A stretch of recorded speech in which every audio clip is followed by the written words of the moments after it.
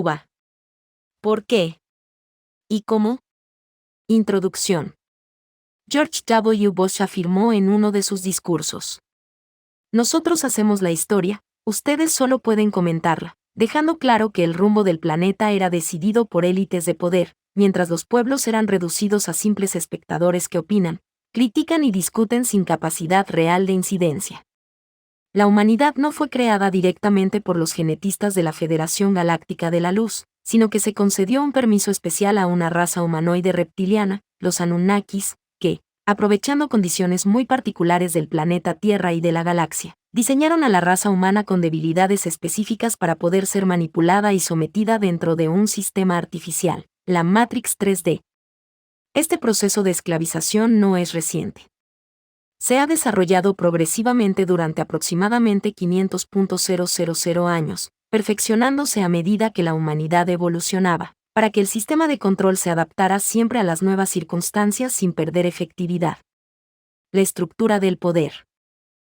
Estas estructuras operaban mediante una sociedad de castas, cuya cúspide estaba integrada por la Iglesia Católica, la realeza híbrida y gobiernos títeres, mientras que el verdadero poder permanecía oculto, los Anunnakis y sus aliados regresivos.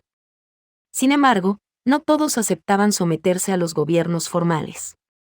De esta fractura surge una facción paralela que los propios gobiernos denominaron la mafia, otro bando de poder que buscaba riqueza, influencia y dominio sin someterse a las reglas del Estado.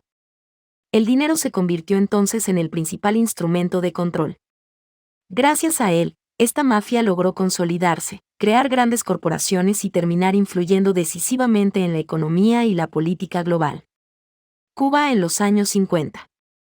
Por su posición geográfica estratégica, extremadamente cercana a Florida, Cuba se transformó en el lugar ideal para que las corporaciones vinculadas a la mafia estadounidense se instalaran y operaran sin restricciones.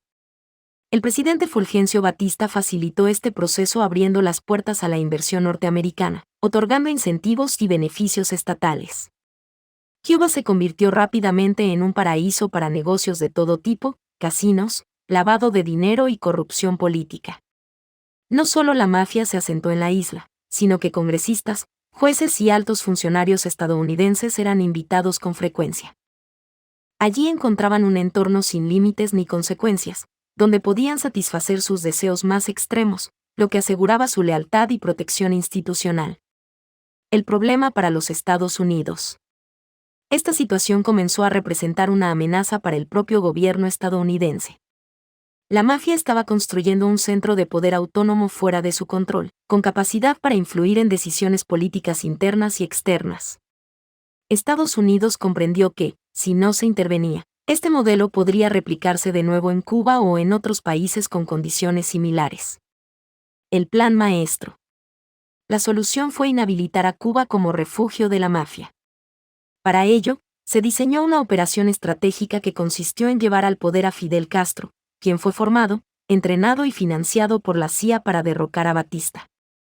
Una vez en el poder, y tras el incumplimiento deliberado de los acuerdos iniciales, Fidel Castro fue empujado a aliarse con la Unión Soviética, convirtiéndose en un doble agente funcional a los intereses estadounidenses. Pero el plan del gobierno de Estados Unidos era que Fidel se mantuviera como jefe de Cuba y aliado a la Unión Soviética para inhabilitar a Cuba de servir como hogar para el desarrollo de la mafia. Sirva como espía de los Estados Unidos en la Unión Soviética, acusándolo de ser un gobierno comunista para justificar el embargo comercial, sin importar llevar a su pueblo a la miseria. El verdadero plan incluía mantener a Fidel en el poder para impedir que Cuba siguiera siendo territorio libre para la mafia. Presentar a Cuba como un enemigo comunista para justificar el embargo económico, a una costa de sumir al pueblo cubano en la miseria. Utilizar a Fidel Castro en Latinoamérica como pieza estratégica dentro del tablero de la Guerra Fría.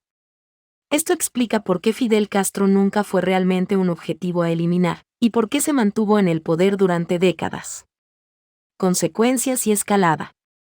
La mafia estadounidense, afectada por este giro, apoyó a un candidato que no respondía directamente a los intereses de la élite regresiva, John F. Kennedy, llevando a los regresivos a JFK a autorizar el fallido proyecto paramilitar conocido como Bahía de Cochinos, para con su fracaso intentar manipular su gobierno, ya que Fidel Castro había sido informado previamente de todos los detalles. Posteriormente, los regresivos aprovecharon el poder militar tanto de Estados Unidos como de la Unión Soviética para instalar misiles en Cuba, llevando al mundo al borde de una tercera guerra mundial nuclear, cuyo verdadero objetivo era la despoblación del planeta y la destrucción de los movimientos de conciencia emergentes, como el movimiento hippie y la nueva era. Conclusión. Cuba no fue un accidente histórico ni una simple confrontación ideológica. Fue una pieza clave dentro de un tablero geopolítico global, utilizada para frenar a una facción del poder, manipular narrativas, justificar bloqueos, provocar crisis y mantener a Latinoamérica atrapada en un juego de fuerzas que operan muy por encima de los gobiernos visibles. Este audio ha sido creado desde el texto en nuestro sitio web arcangelrafael.me.